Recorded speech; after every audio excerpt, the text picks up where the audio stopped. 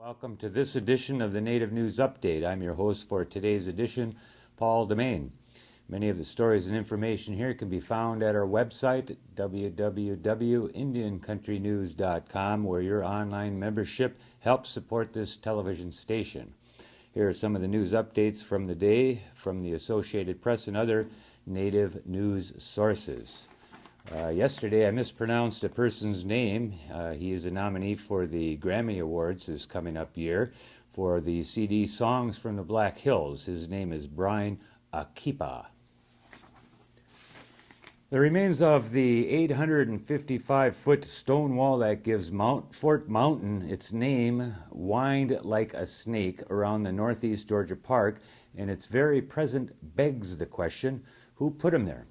A Cherokee legend attributes the wall to a mysterious band of moon-eyed people led by a Welsh prince named Madoc, who appeared in the area more than 300 years before Columbus sailed to America.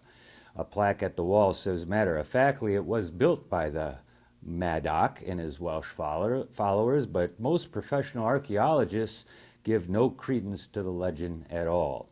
As the legend goes, the group arrived at Mobile Bay around 1170, made their way up the Alabama and Coosa rivers, and built stone fortifications at several spots near present-day Chattanooga, Tennessee.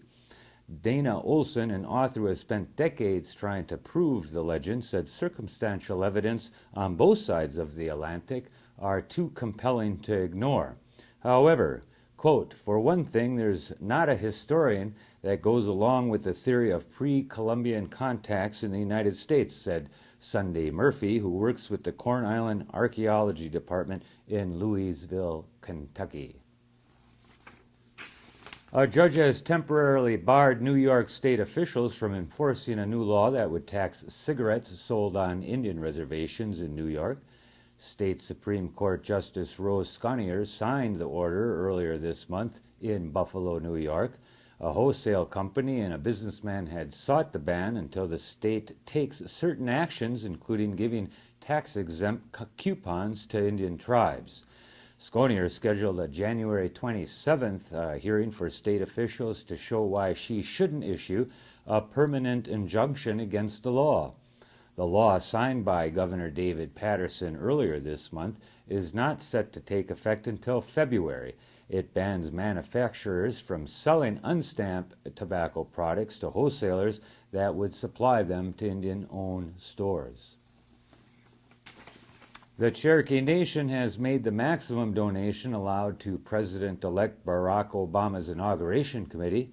Spokesman Mike Miller says the tribe hopes the $50,000 donation sends a message to the Obama administration that the tribe wants to be involved with any possible policy development. Miller says such donations are determined by Chief Chad Smith and the Cherokee Nation Tribal Council. According to the Spilya Tamu newspaper of the Warm Springs Tribes of Oregon, the Warm Springs Power and Water Enterprise in 2009 plans to take significant steps toward the development of a wind farm on their reservation. The Power and Water Enterprise Board in the new year will consider the details of the wind project, including issues regarding potential environmental consequences.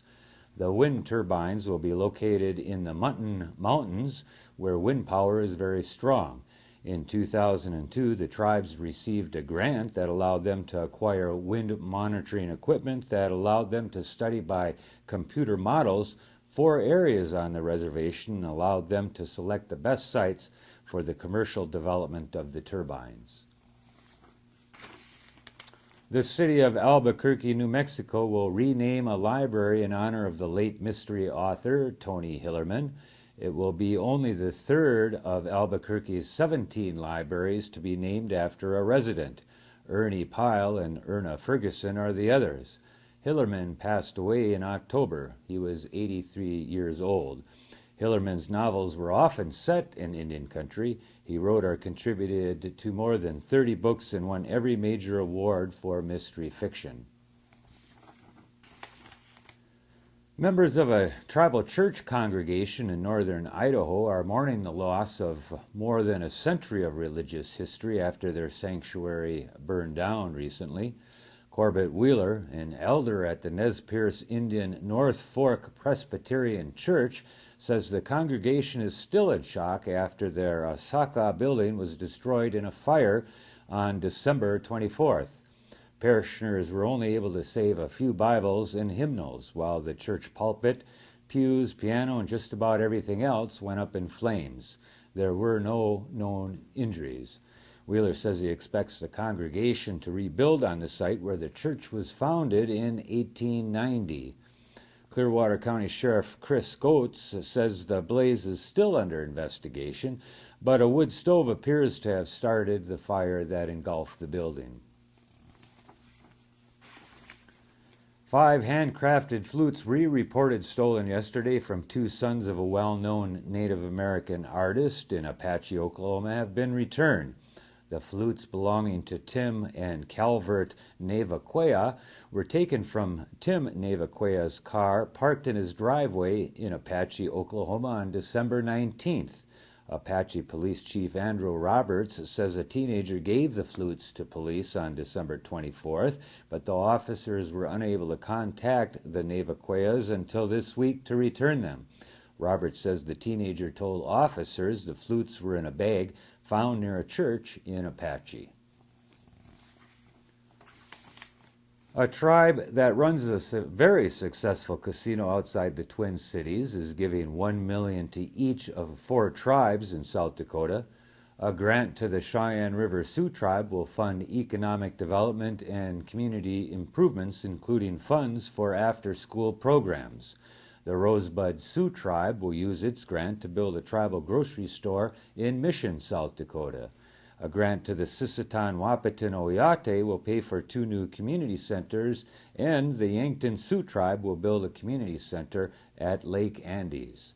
The $4 million comes from the Shakopee Mdewakanton Sioux community, which operate the Mystic Lake Casino in Prior Lake, Minnesota. And that is the latest roundup of news from Indian Country. Join us again for another edition of Native News Update tomorrow. We want to thank our underwriters for helping us broadcast the Native News Update and our digital mall partners, powwows.com and nativeview.com, broadcasting from Helena, Montana. Thank you, and join us again soon.